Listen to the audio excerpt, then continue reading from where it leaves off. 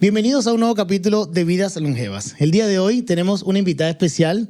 Carmen Chacón nos va a hablar un poco de lo que es ese cuidado del sueño, pero vamos a darle el espacio para que ella misma se presente y nos diga cuál es su especialidad. ¿Cómo estás, Carmen? Bienvenida. Hola, Marcos. Muchas gracias por la invitación. Encantada de estar acá. Cuéntanos un poco, Carmen, ¿cuál es la especialidad directamente que estudia el sueño? Porque yo tengo una inquietud. Yo no sabía que existía una especialidad que lo estudiaba hasta que llegué a este tema de la somnología y todo el tema. Pero cuéntame un poco cuál es tu especialidad y a qué te dedicas para trabajar en esta área. Bueno, mira, yo soy médico cirujano. Me gradué en la Universidad de los Andes en Mérida, Venezuela. Y acá en Chile he hecho pues mis estudios de especialidad. Estudié Medicina del Sueño en la Universidad Católica de Chile y además hice un diplomado y un máster de hipnosis clínica en el Instituto de Hipnosis Chile. Así que pues a eso me dedico. Ah, buenísimo. Entonces también te dedicas a la parte de la hipnosis. Sí, Ya, también me dedico a esto. Perfecto. Cuéntame un poco cómo es ese impacto del sueño y cuál es la especialidad, cómo se estudia el sueño en las personas, cuál es ese atributo que realmente se dedica a tu profesión. Bueno, pues fíjate que no me extraña que no supieras sobre esta especialidad porque comparado con las especialidades, digamos, más tradicionales como pediatría, cirugía, esta es una especialidad bastante nueva. Más o menos desde los años 70 es que pues nace la medicina del sueño. Antes de eso se estudiaba principalmente al paciente despierto. Okay. Y de ahí para acá es que se le ha empezado a prestar atención a qué pasa cuando dormimos, cuáles son las funciones. Y así como estar despierto es un estado y no una función, porque hacemos un montón de funciones estando despiertos, trabajamos, estudiamos, caminamos, comemos. Estando dormidos también cumplimos un montón de funciones. Y poco a poco se han ido descubriendo más y más de estas funciones que ocurren, en qué momento del sueño ocurren, y se sabe cada vez más lo importante que es dormir bien. Tiene tanto peso como cómo comes y la actividad física que tengas, que son, si lo miras así, son los 3 pilares fundamentales para tener una buena salud y una buena vida. Ejercitarte, comer bien y dormir bien. Sí, dormir bien. Justamente fue un tema, Carmen, que nos trajo a nosotros acá la inquietud de poderlo compartir con la audiencia, porque cualquiera diría, yo sé dormir, o sea, yo duermo todos los días, pero realmente va un poco más allá. ¿Qué te motivó a ti a entrar en ese mundo? ¿Por qué estudiaste exactamente esa rama de la profesión? Mira, inicialmente la primera persona que me habló de medicina del sueño pues fue mi esposo. Okay. Cuando llegué acá a Chile, que nos conocimos en el 2016, él me menciona que existen clínicas del sueño en Argentina. Ni siquiera me hablaba mucho de que fuera un gran boom acá en Chile. Pero en Argentina era pues la bomba, incluso el gobierno ofrecía cobertura de algunos tratamientos para temas del sueño. Y pues ya en la empresa con él, que no voy a decir el nombre para mantener las cosas separadas, él es el fuerte en la parte, digamos, industrial y yo era el respaldo en la parte medicinal. De hecho, por eso nos conocimos, porque él necesitaba a alguien que se hiciera cargo de eso. Pero yo sentía que no era suficiente el respaldo que yo le daba siendo solamente médico general. El conocimiento que yo tenía, la formación que tenía era insuficiente. Así que pues nació de esa, digamos, necesidad para nuestra empresa el que yo me formara con esta especialidad. Sin embargo, una vez que ya yo entro y empiezo a entender todo el mundo de lo que es el sueño, pues mi visión se transformó porque ya no era solamente un enfoque, digamos, para ayudar a mi empresa, no era un enfoque empresarial y comercial, sino que me enamoré completamente de la especialidad y empecé a entender procesos que me llevaron como a mirar hacia adentro y decir, ¿cómo nunca me di cuenta de esto? ¿Cómo nunca vi esto? ¿Cómo nunca me enseñaron esto y me lo mencionaron en la universidad? Y ahora me doy cuenta que es tan fundamental todo lo que hacemos despiertos para cuidar el sueño y hay tanto desconocimiento y mitos acerca de todo esto que siento como una misión el educar a las personas para que empiecen a cuidar el sueño. No me puedo quedar yo sola con esta información y no se puede restringir solamente a la gente que va a mi consulta. Así que he empezado a hacer contenido para ayudar a que llegue la información a todas las personas, porque todos deberían saber lo importante que es dormir bien. Y cuán importante es todo lo que haces, lo que comes, lo que haces, a qué hora te ejercitas, qué medicamentos tomas y en qué horarios. Todo influye en cómo duermes. Y cómo duermes influye en cómo es tu día. Y este efecto acumulativo, en definitiva, pues determina cómo va a ser tu vida, qué tanto vas a vivir. Porque las personas que duermen poco no solo se enferman más, sino que viven menos. ¡Wow! Eso es un temazo para nuestro canal, porque, bueno, sabrás que Vida Longeva está enfocado en esto, en estudiar la posibilidad de nosotros mejorar nuestra calidad de vida y de poder en el tiempo poder vivir de la mejor manera posible. Carmen, me acabas de generar un montón de inquietudes y de preguntas, ¿no? ¿En qué momento yo me doy cuenta de que necesito atender mi salud en sueño basado en estas calidades? Ya va, lo corrijo. ¿Cuáles son los errores más comunes que cometemos como para yo decir, con razón, yo no estoy durmiendo bien? ¿Cuáles son esas variables? Yo creo que la principal es que no se le da el peso al sueño que tiene. Claro. Es decir, si tenemos que hacer lo que sea, siempre le quitamos tiempo al sueño. Entonces, quiero estudiar, duermo menos. Quiero avanzar más en mi trabajo, duermo menos. Quiero pasar más tiempo con mi pareja, duermo menos. Y deberíamos tratar de organizarnos de forma que no sea necesario quitarle tiempo al sueño, porque digamos que si realmente entendemos la importancia que tiene, no hay que hacerlo. Es como decir, ya no voy a comer en todo el día. ¿Es esta realmente una medida ideal para tu cuerpo? No. Entonces, ¿por qué con el sueño sí lo hacemos? Así que, aparte de entender la importancia que tiene, pues fijarte en los hábitos. Y creo que ya hay muchas cosas que sí se saben. Por ejemplo, los horarios y las cantidades de cafeína que se consumen. Actualmente, la mayoría de las personas se declaran incluso amantes del café. Pero ¿realmente es que les gusta el café o es que están durmiendo tan mal que sin café no funcionan en el día? Y toman café en horarios que no tienen que tomar café, porque en el fondo yo no tengo nada contra el café, puedes tomar café, pero ¿a qué hora te lo estás tomando? ¿Cuánto café estás consumiendo? El café tiene una vida media de 7 horas. La cafeína, para ser más generales. En el cuerpo. Y la cafeína no solo está en el café, está en el té, está en la yerba mate, está en bebidas de cola como la Coca-Cola, está en las bebidas energéticas, está en suplementos para entrenar como el preentreno, que ese es de los que más tiene café. Entonces tú te pones a ver y puede ser que, bueno, pero yo solo me tomo una taza de café. Ya, pero sumemos todas las cosas que tú consumes que tienen cafeína. Te tomas la taza de café, luego un tecito porque crees que el tecito no tiene cafeína, luego en la tarde una bebida energética, en la noche vas al gimnasio y te tomas el preentreno y sumas una cantidad de cafeína que sobrecarga la capacidad que tiene tu hígado para procesarlo. Y además, aunque estuvieras dentro del rango que puedes procesar al día, igual te lo tomas en unos horarios que no conviene. Entonces, si tú quisieras tomar cafeína de forma consciente, no deberías hacerlo ni en exceso ni después de las 3 de la tarde. ¿Por qué después de las 3 de la tarde? Porque son 7 horas de vida media. Si contamos 7 horas después de las 3, más o menos 10 de la noche, claro, es lo habitual que las personas se están yendo a dormir. Está bien hasta las 3 de la tarde. No es que les digo no tomen nunca café, pero sí hacerlo con conciencia. El otro tema importante es la exposición a luz azul. Vamos con la luz. Sobre todo en las pantallas del celular, pantalla del computador, de la tablet, del televisor, todas estas emiten luz azul. Pero no solamente nos quedemos ahí. La iluminación en los espacios en los que estamos. Cada vez hay más sitios con iluminación blanca. Que si son sitios de trabajo, de cierta forma no está mal, porque nadie quiere estar somnoliento en el trabajo. Pero en las casas deberíamos usar luces cálidas, amarilla, naranja, lo más parecido al fuego que se pueda. Eso es una luz cálida. ¿Cuál es el tema con la luz?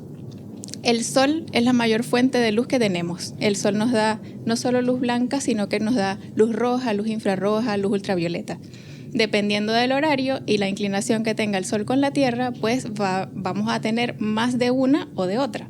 Entonces, cuando está amaneciendo y atardeciendo hay más luz roja e infrarroja. Al mediodía hay más luz ultravioleta, ¿cierto? Pero digamos que la luz azul, que es la luz visible, es la que nos permite ver las cosas con la luz del sol. Lo que le indica a tu cuerpo es de día, no es hora de dormir. Y la tecnología ha hecho que ese mecanismo natural que tenemos se vea afectado porque le estamos dando señales al cuerpo artificiales que le hacen creer que aún es de día. Entonces, aunque ya esté oscuro y esté la luna y las estrellas, si tenemos el celular a 20 centímetros de la cara con la luz azul, tu cerebro dice es de día, aún no es hora de dormir. Entonces el pic de melatonina que debería ocurrir en la noche para que te dé sueño, no ocurre. Wow, pero qué cantidad de factores están involucrados en lo que yo actualmente estoy haciendo, porque te estoy escuchando y yo digo, wow, o sea, yo estoy durmiendo malísimo. Yo he tratado de hacer esa conciencia de soltar el teléfono a un tiempo promedio, pero no había considerado ese punto donde hablas de lo que consumimos, ¿no? Porque entiendo que el café está asociado a la cafeína, pero no con todo esto que es una energética, me la tomé de repente a las 6 de la tarde. Incluso el chocolate también tiene cafeína, que son metilsantinas.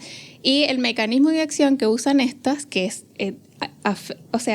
tenemos dos grandes mecanismos a través de los cuales generamos sueño. Uno es la melatonina, que le afecta a la luz, y el otro es la adenosina. ¿Qué es el tema de la adenosina?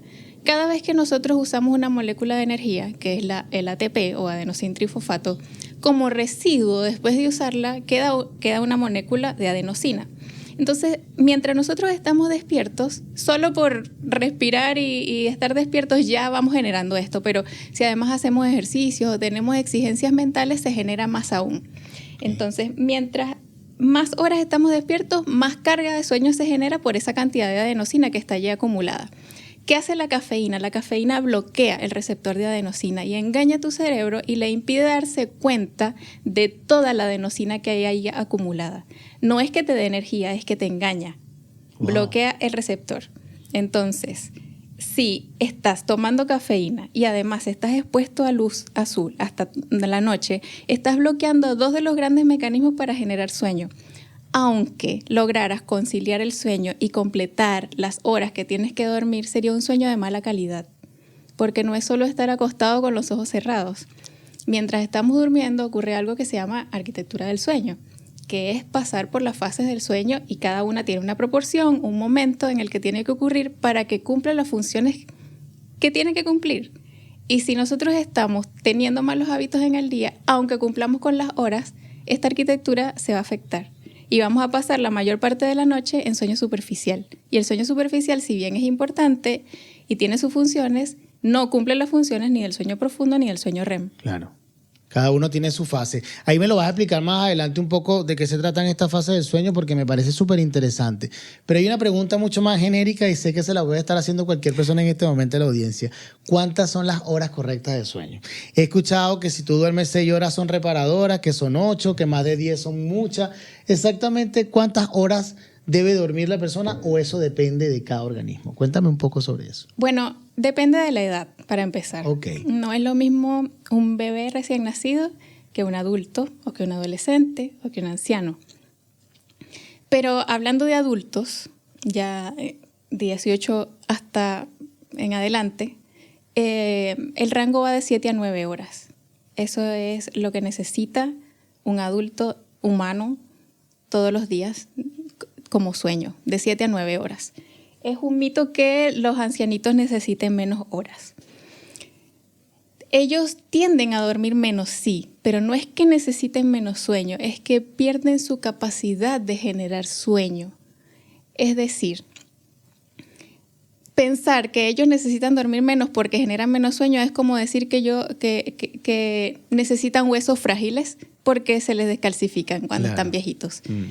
Hay que hacer algo para ayudarlos a que los huesos estén más fuertes, ¿cierto? No es que necesiten huesos débiles. Algo similar pasa con el sueño. No es que ellos necesiten dormir menos, solo que no lo pueden generar de forma natural, sobre todo si tienen malos hábitos. Entonces hay que ayudarlos. ¿Cómo los ayudas? Bueno, teniendo una higiene del sueño mucho más estricta, es decir, las pantallas hay que cortarlas 2 horas antes de la hora de dormir, ojo con el café. Tienen que hacer actividad física. La actividad física es muy importante, sobre todo porque después de los 40, 50 años en adelante empieza una caída en la proporción de sueño profundo que tenemos. Cada vez es menos y menos y menos. Mientras un adolescente tiene muchísimo sueño profundo, un anciano tiene la nada. De hecho, a veces no tienen ya sueño profundo. Entonces, ¿cómo lo podemos ayudar? Que haga actividad física y sobre todo en la tarde, más que en la mañana. Porque los ancianos tienden a hacer algo que se llama adelanto de fase, que es que su reloj biológico como que se desfasa un poco y ellos tienden a dormirse antes y a despertarse antes. Claro. En la adolescencia pasa lo contrario, los adolescentes tienden a dormirse tarde y en la mañana, si tienen horarios escolares, están con mucha dificultad, pero si fuera fin de semana se despiertan muy tarde. En estos dos momentos de la vida ocurre ese desfase. Primero el atraso de fase en la adolescencia y luego el adelanto de fase en la vejez. Y hay que tomar medidas adicionales para compensar esto y llevar el reloj a que se compagine, digamos, con el horario luz-oscuridad que tenemos en el día a día. Hablando de mitos y de fases del sueño, una vez escuché que las horas estaban asociadas con el tiempo que dura cada fase. ¿Es así o cómo? Explícame bien cómo es el tema de la fase del sueño. Te lo explico para ver si no me hice entender. Yo tenía entendido que cada fase del sueño pasaba por un lapso de 45 minutos, por ejemplo, y esa suma de 5 fases de sueño era la que sumaban en total una cantidad de horas. Claro. ¿Es así o no? Más o menos. Ya. De lo que tú me estás hablando se llaman ciclos de sueño. Los ciclos de sueño a las fases. Duran entre 90 y 110 minutos. Exactamente. Pero dentro de cada ciclo de sueño tenemos todas las fases de sueño. Ahí tenemos N1, N2, que son sueño ligero de sueño no REM, N3, que es sueño profundo no REM, y tenemos sueño REM en cada fase. Lo que varía durante la noche, y esto es bastante importante, es la proporción de cada una de esas fases dentro del ciclo. Entonces, en los ciclos que tenemos en la primera mitad de la noche, vamos a tener sobre todo sueño profundo, y en la segunda mitad de la noche vamos a tener sobre todo sueño REM.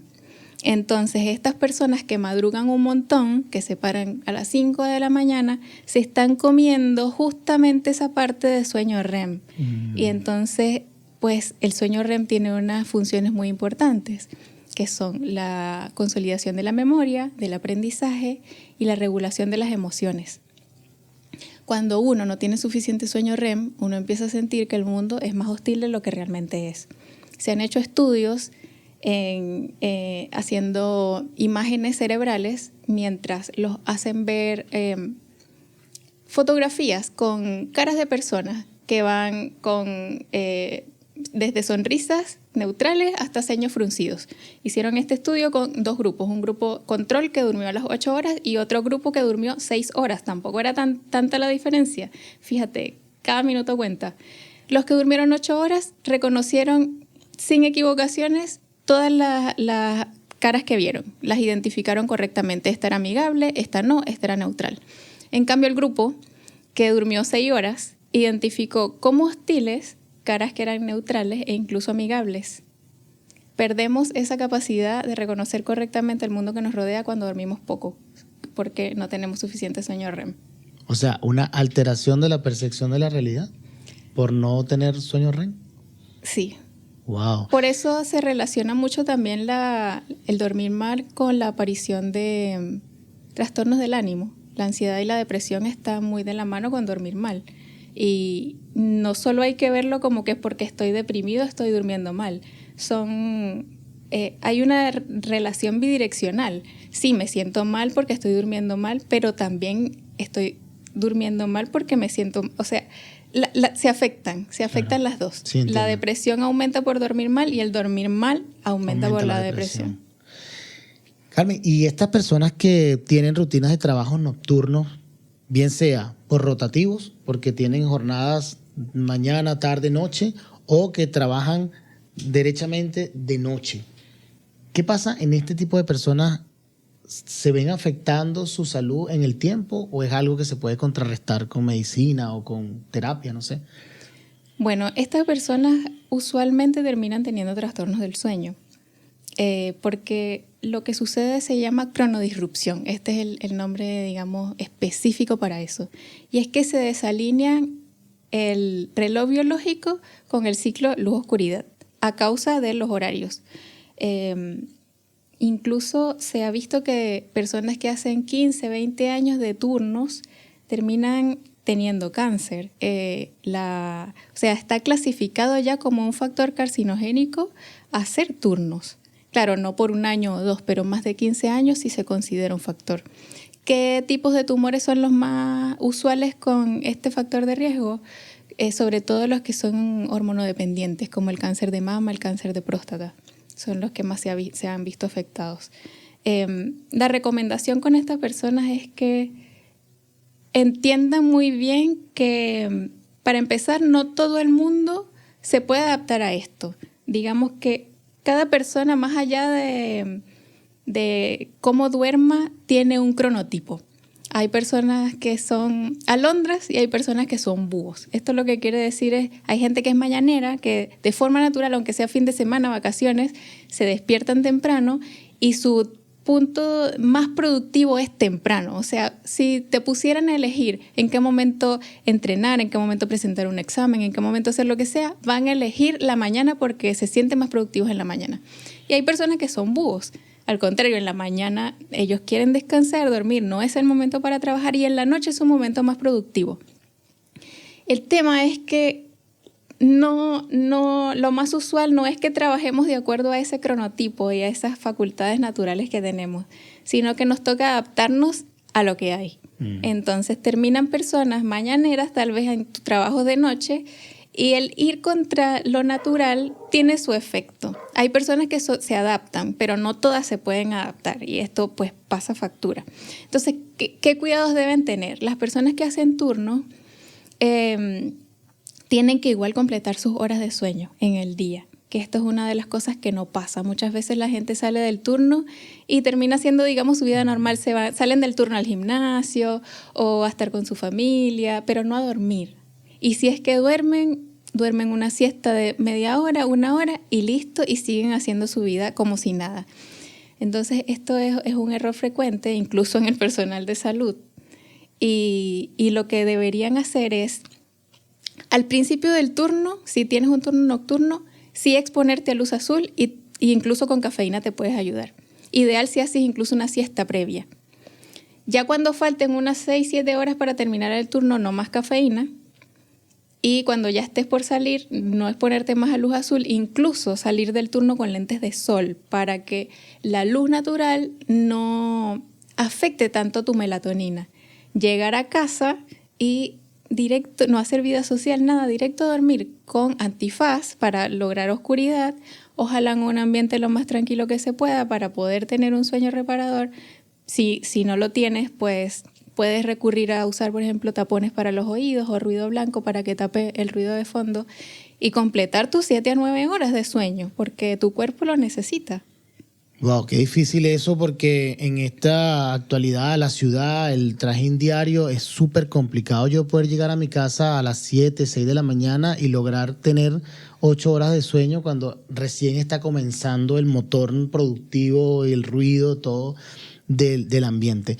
Hubo algo, Carmen, que también me llamó muchísimo la atención, y es que tú me hacías referencia a que los fármacos, de alguna manera, hay que tratar de no usarlos, sobre todo en el sueño, y es algo muy común también. Por lo general, la gente que tiene problemas del sueño, de una vez, toma, este es el medicamento para dormir. ¿Cómo podemos contrarrestar eso y cuál es el impacto que tienen estos consumos de fármacos en la salud? Mira, yo creo que esto va un poco de la mano con que la gente quiere soluciones rápidas y sin esfuerzo. Claro. Entonces, la solución, y de hecho muchas veces llegan ya pidiendo eso, es quiero pastillas para dormir porque no estoy durmiendo bien. Y esto no es la solución. Esto es como que tú tengas un bote de agua y lo seques, pero no arregles el bote de agua. Y va a seguir goteando. Por más que lo seques, igual siempre va a estar húmedo. Entonces, sobre todo en la medicina del sueño, no solo hay uso, sino que hay abuso de los tratamientos para dormir.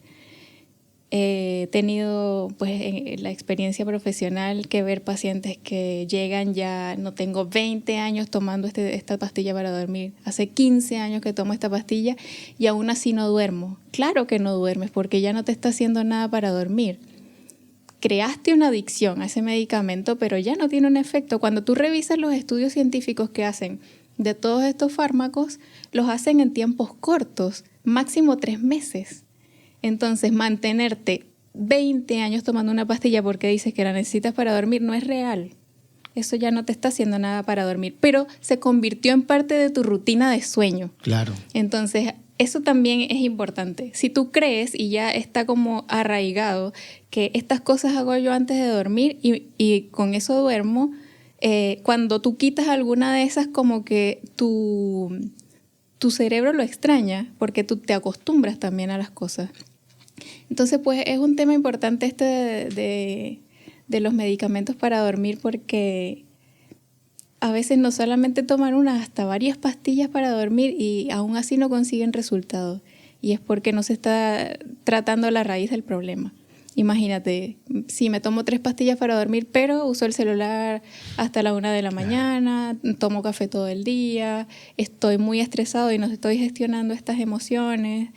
Entonces, digamos que yo con la hipnosis he encontrado una herramienta muy útil porque me ayuda a llegar a esos sitios que a veces ni el paciente conscientemente sabe que están allí. Háblame de eso. Cuéntame de la hipnosis como terapia. Iba para allá, te me adelantaste, pero es que estoy así como que espectador total porque, Carmen, créeme que de todas las entrevistas que yo he podido hacer y de todo lo que yo he documentado, jamás me había dado cuenta de cuánto estoy yo cometiendo errores en cuanto al cuidado de una parte de mi vida, que es el sueño. Te pongo un poco en contexto. Cuando me hablabas de los relojes, yo soy totalmente AM. O sea, si a mí me dicen a las 5 de la mañana, cuenta conmigo. Si me dice después de las 10 de la noche, déjame ver cómo puedo, porque difícil. He trabajado de noche, imposible. O sea, yo prefiero poner mi renuncia antes de decir yo puedo seguir trabajando de noche. No puedo. Y pensé que yo era incapaz. Yo decía, pero ¿cómo? O sea, yo tengo que poner un poquito de mi parte, porque esta oportunidad se me va a pasar a mí y de repente es un buen trabajo. Y no, mira, definitivamente he puesto en la balanza mi salud o el trabajo y no he podido, de verdad. Por eso me identifiqué muchísimo con las alondras, ¿no? Sí. Alondra 100%. Pero entonces ahora hay una medicina o una técnica, medicina, la hipnosis. Cuéntame sobre eso y cómo lo trabajas en el paciente a través de los problemas del sueño o solamente o en general se trabaja esta terapia para otra cosa. Mira, la hipnosis clínica pues tiene muchas utilidades. De hecho, hay hipnosis para la creatividad, por ejemplo, si hay, no sé, algún artista que siente que tiene algún bloqueo, a veces hacen hipnosis y sienten que se desbloquean, por llamarlo de alguna forma. Hay también hipnosis forense, que es cuando las personas de repente han tenido algún evento traumático y con esto pueden ayudarlos a recuperar parte de los recuerdos. Yo lo uso para mis pacientes que tienen trastornos del sueño. Okay.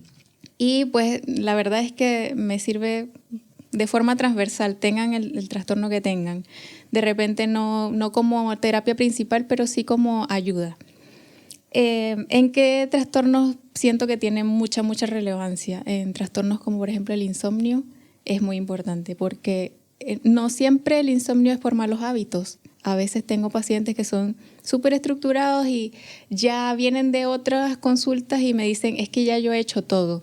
Ya yo no tomo café, ya yo no uso el celular, hago ejercicio, como bien. O sea, ya han hecho un montón de cambios en su vida, pero aún así no logran dormir bien. Y resulta que el tema es emocional.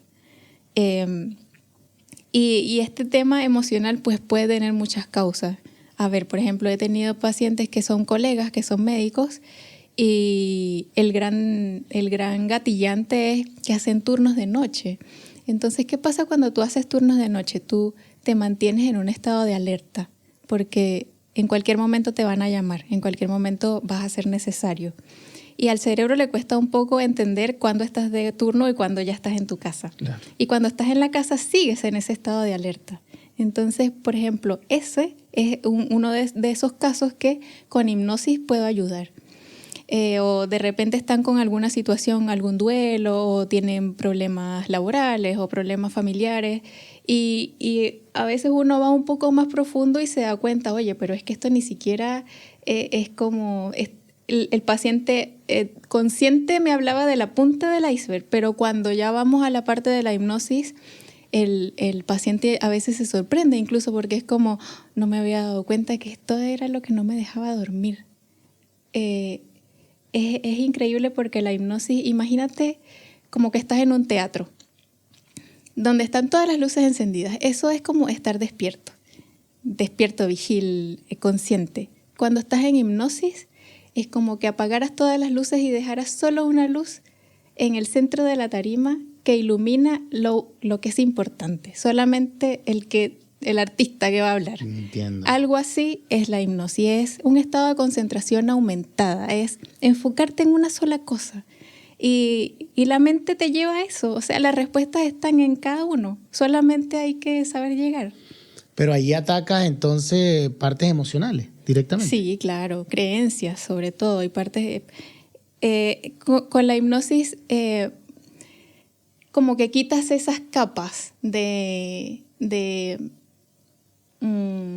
te cuesta llegar a esos rinconcitos y descubres cosas que están ahí, que tal vez conscientemente no las habías notado.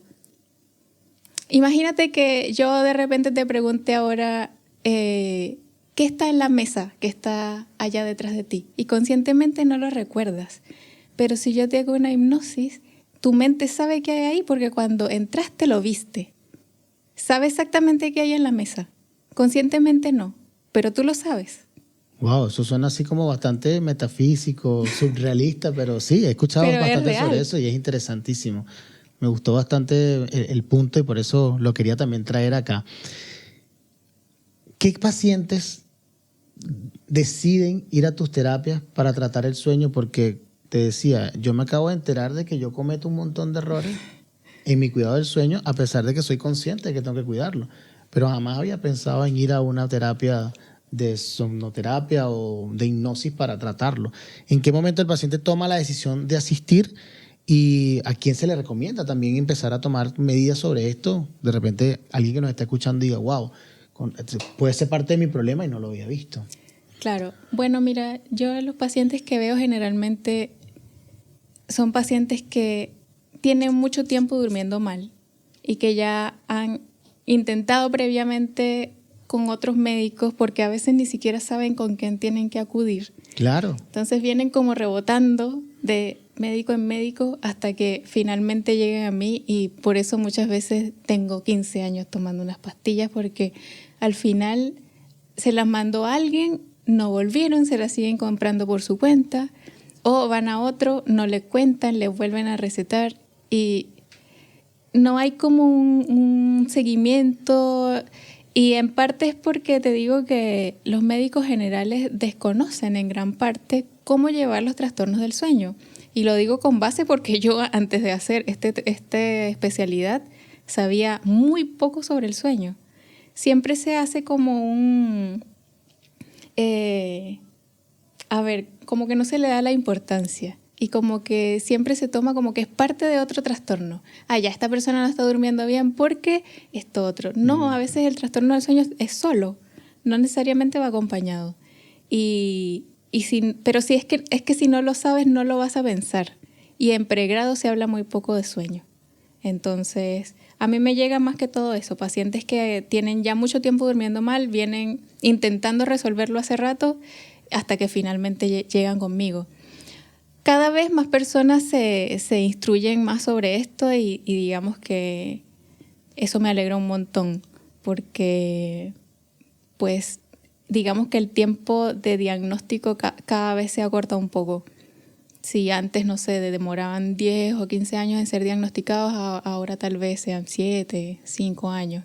Pero igual hay una brecha ahí en la que el paciente ya requiere atención y no la tiene. Sí. Carmen, al principio, bueno, cuando me explicaste todo lo que era tu área de profesión y tu especialidad, tocaste el punto, pero lo voy a reforzar más que nada porque está dirigido a nuestro propósito en el canal de Vidas Longevas.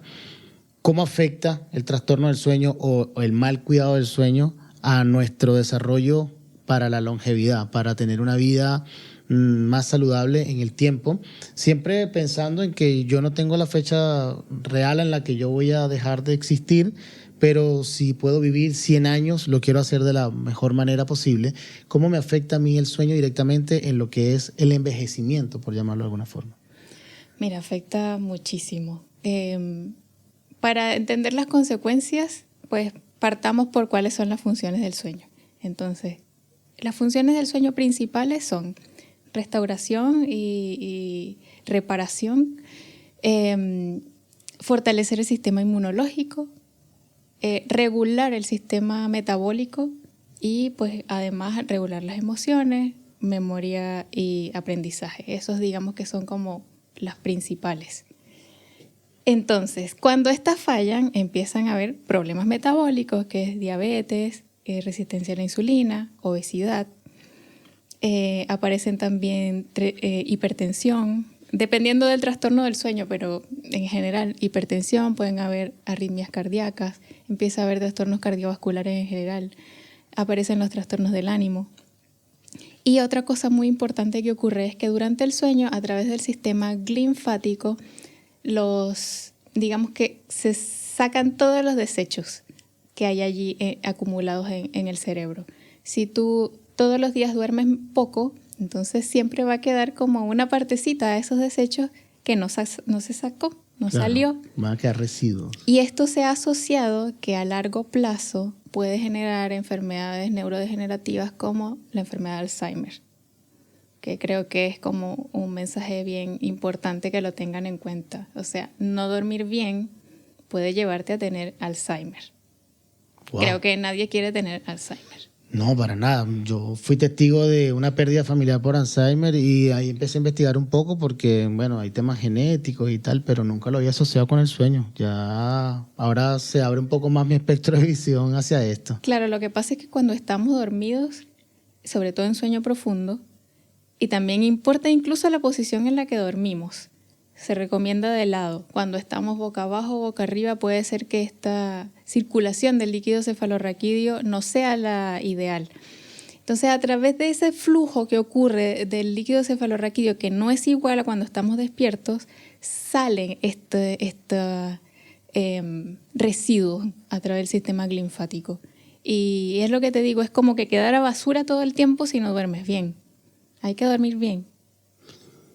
Carmen, una estructura básica de qué se podría considerar un buen dormir, más o menos basándonos en el tema de la luz, los alimentos, el cuidado corporal, pero ¿cuál sería una recomendación general para empezar a hacerlo de manera consciente? Cosas que actualmente tal vez no lo estamos haciendo, como te digo, me estoy llevando un montón de aprendizaje con el tema, bueno, las pantallas era algo como que ya se ha estado hablando mucho y eso se agradece que hayan personas tomando conciencia, pero mira, honestamente yo ayer a las 8 de la tarde me tomé un café con mi esposa y estaba cometiendo un error que lo acabo de aprender. Entonces, ¿cuál es el promedio o más o menos las recomendaciones generales para hacer conciencia sobre esto, para poder descansar bien o tener un sueño reparador? Ok, bueno, cafeína hasta las 3 de la tarde.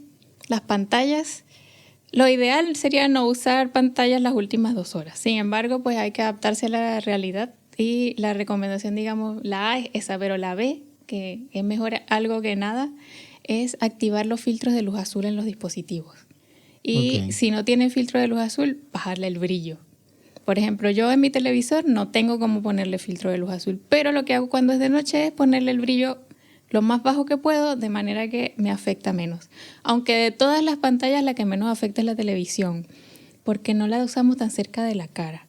El que más afecta es el celular y el computador, porque en distancia pues están muy cercanos. Ojo, pero nos falta el que tiene la de 70 en la habitación y de repente esa radiación también le afecta, porque me ha pasado. Yo he visto habitaciones que tienen unas pantallas y yo digo, Dios mío, ¿cómo tú la ves? Porque... Sí, claro que afecta, por supuesto, pero no la usas tan cerca de los ojos. Okay.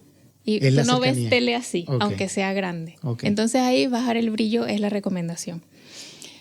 Otras cosas importantes. Entrenar es importantísimo. Ojalá todos los días. No tiene que ser como para ser físico-culturista, pero hacer actividad todos los días. Lo único es que ojalá no sea justo antes de dormir. Hay que dejar un espacio de por lo menos 2 horas antes de dormir, en el que no entrenes, no comas. También la cena debe ser temprano y ligera. No trabajes, que hay mucha gente que se lleva trabajo para la casa. No estudies tampoco en esas 2 últimas horas. En el fondo es como que esas 2 últimas horas desconéctate del día, del trabajo, de los compromisos, no hacer nada que requiera esfuerzo físico ni mental. No comer, restringir los líquidos en las últimas 2 horas también para que eso no sea motivo de que tengas que despertar en la noche a ir al baño. Tampoco es que tengas que aguantar sed, pero no justamente tomarte toda el agua del día a esa hora. Tomar lo necesario para no tener sed. No, estoy raspado, Carmen. Yo a veces me tomo 1 litro de agua antes de acostarme porque el cuerpo esté hidratado. Definitivamente yo saqué 0 hoy en la evaluación del sueño. Otras medidas muy importantes, hay 3 cosas que tienen que tener sí o sí la habitación para tener un buen sueño, y es que tiene que estar oscura. Si no tiene suficiente oscuridad, cortinas blackout, antifaz, pero buscar la forma de que tú tengas oscuridad, que sea silencioso. Si no hay suficiente silencio, hay 2 opciones. Usas tapones para los oídos, y si no los toleras, porque hay gente que les molestan, la opción B es usar ruido blanco. El ruido blanco pues va a tapar el sonido de la calle o lo que sea que te moleste. Ahora, ¿qué es lo que a mí no me gusta del ruido blanco? Que igual tu cerebro va a estar toda la noche procesando ese sonido. Entonces, como que lo ideal sí es el silencio total, pero es la opción B. ¿El ruido blanco es colocarlo en un parlante, algo así? ¿Es un sonido? Sí. Hay sonidos que por YouTube hay un montón, que a veces es como un sonido de una aspiradora, como si el televisor no estuviera sintonizado. Esto es ruido blanco. Y también hay música como para estar relajado, también sirve. Pero como te digo, para mí esta es la opción B. Claro. La A es silencio total. Okay. Y lo otro que debe tener la habitación es que debe ser fresca, ni helada ni calurosa. Lo ideal que esté entre 16 y 23 grados. Porque, aunque esto parece como un poco frío, pero considera que esto es el ambiente, el microclima. Cuando tú estás con tu pijama y arropado dentro de la cama, no está a 16 grados, está como a 30. Incluso puede ser que un poco más. Entonces es muy importante que esté fresca la habitación. No muy helada ni muy calurosa, fresca y ventilada también. Que no haya no solo la temperatura es importante, sino que esté pues ventilada. Las otras cosas importantes es la calidad del colchón, la ropa de cama que usas, la pijama también es importante que sea de tu talla, que te quede cómodo. A veces, por ejemplo, para las damas, usar pijamas que son como de batitas, de repente puede ser incómodo porque se sube y no sé qué, entonces tal vez no sea lo ideal. Cada quien tiene que ver qué le acomoda y qué no le acomoda, pero mientras más cómodo te sientas a la hora de dormir, mejor. También puedes usar aromas. Hay aromas que se han estudiado y definitivamente sí generan un estado de relajación que ayuda a dormir mejor, como por ejemplo la lavanda. Si tú quieres, digamos, potenciar el ambiente en el que estás durmiendo, puedes recurrir también a estas cosas. La iluminación tiene que ser, ojalá, toda lo más cálida posible. Sí, incluso si puedes usar unas lamparitas rojas, mucho mejor. La luz roja es la que menos afecta la melatonina. Que de hecho, si tú te fijas, la mayoría de los equipos electrónicos, cuando tú los apagas, si tienen una luz, es roja. Es para eso, para que te afecte lo menos posible la melatonina, aunque incluso si puedes taparla, mejor. Pero la roja es la que menos afecta. ¿Qué otras cosas importantes? Bueno, lo que te hablaba de la cena temprano y ligero, y qué alimentos consumes en la cena. Hay alimentos que no se recomiendan. Por ejemplo, alimentos azucarados no se recomiendan. Picantes tampoco. Ojalá no que sean, digamos, tanto carbohidrato procesado, sino más bien si van a ser carbohidratos de bajo índice glicémico para que no hayan pics de insulina durante la noche. Ya hablamos de no entrenar tarde. Eso es como lo principal. Si alguien está haciendo eso, ya tiene pues bastante ventaja. Wow, Carmen, de verdad que una cátedra entera de lo que es el sueño, como te decía, un montón de factores que no consideramos básicamente. Yo me identifiqué con muchísimos de ellos y sé que muchas personas estarán allí también haciendo ese autoanálisis de qué tan bien o qué tan mal lo están haciendo. La idea es que, bueno, que nos sume un valor. Carmen, para ir cerrando un poco esta entrevista, bueno, además de agradecerte todo este conocimiento, ¿qué recomendación le podríamos dar a esa persona que está allí, que se está dando cuenta de que no había considerado que cuidar el sueño era tan importante, o que no se había dado cuenta de que estaba haciendo mal este tipo de cosas? Pero en general, ¿qué recomendación le podemos dar a una persona para que optimice su calidad de vida, su longevidad y, bueno, su calidad de sueño a grandes rasgos para poder aportar un valor a nuestra audiencia? Mira, yo creo que lo principal es que entiendan que el sueño es fundamental, que dejen de pensar que dormir lo que tienen que dormir es ser vago o no tener objetivos o lo que sea. Realmente dormir bien es una estrategia. Una mente descansada estudia mejor, trabaja mejor, funciona mejor en todo sentido. Tu cuerpo tiene más energía, estás más creativo, de mejor humor, rindes más. Es la mejor estrategia para todo. No todo se soluciona con café. El café es un engaño. Y que a la larga tomar mucho café solo te hace dormir peor y luego necesitar más café. Así que aunque creas que te puedes acostumbrar a descansar poco y solucionarlo con café, no es así. Necesitas dormir de 7 a 9 horas si eres un adulto y no hay nada más que hacer. Hay que cumplir con ese requerimiento. Hacer conciencia, sí. Carmen, para la audiencia que te está viendo, que actualmente se identificó con todo esto y que quiere contactarte, quiere ponerse en consulta contigo, que quiere visitarte o que quiere entrar a tus redes sociales, ¿qué proyecto tienes hoy en día a disposición? ¿Cómo podemos encontrarte en redes sociales? Aquí está tu espacio para que te conozca toda nuestra audiencia y pueda acceder a tu servicio. Bueno, en todas las redes sociales me pueden encontrar como doctora Carmen Chacón, doctora abreviado DRA, Carmen Chacón. Estoy en Twitter, en YouTube, en Instagram, también estoy en Facebook, en TikTok, en todos lados. Por ahora los servicios que ofrezco son consulta médica online, las sesiones de hipnosis online también, y además presto servicio para grupos, es decir, por ejemplo, asesorías para algunas empresas. Hay empresas grandes que de repente tienen trabajadores por turnos y han requerido mi servicio para hacer una evaluación de cómo están sus trabajadores y hacer recomendaciones y seguimiento para optimizar. Porque pues cada vez más se han dado cuenta las grandes empresas que tener trabajadores descansados aumenta el rendimiento, aumenta la productividad, disminuye la accidentabilidad, porque se ha visto que es muy importante este tema de que la gente cuando hace turnos, como duermen mal, son más propensos a cometer errores y accidentes. Y esto a la larga ocasiona pues más gasto para las empresas y más problemas de salud para sus trabajadores también, lo que lleva más ausencias laborales, más permisos. Así que pues también presto este servicio, no solo para empresas, sino también para grupos en general. Esos son los servicios que presto por ahora. Bueno, y, Carmen. Mi correo ¿Sí? es hola@doctoracarmenchacon.cl. Me pueden contactar por allí. Vamos a colocar toda esa información por acá. Bueno, si te gustó este contenido, ya sabes qué tienes que hacer. Dale un like, suscríbete a este canal, compártelo con cualquier persona que tú creas que le pueda servir este contenido. Y aquí te dejamos entonces las redes sociales de la doctora Carmen para que podamos seguirla en redes sociales.